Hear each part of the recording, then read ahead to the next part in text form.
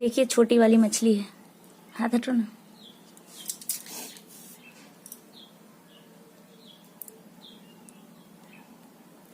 आज हम छोटी वाली मछली बनाएंगे, लेकिन मेरा काम है सिर्फ मसाला पीसना। लहसुन, नमक और हल्दी डाल के इसको सान रहे हैं। मछली बनाने का रेसिपी आप लोगों को दिखा रहे हैं।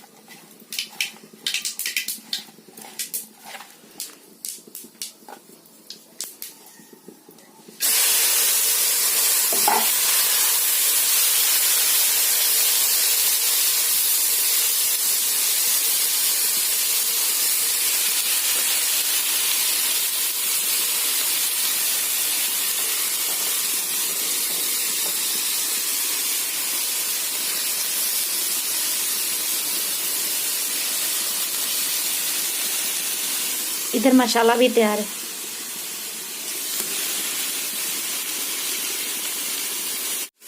छोटी मछली है ना, उसको अभी कर लगा रहे हैं। देखिए बना रहे हैं, मतलब चूल्हा पे।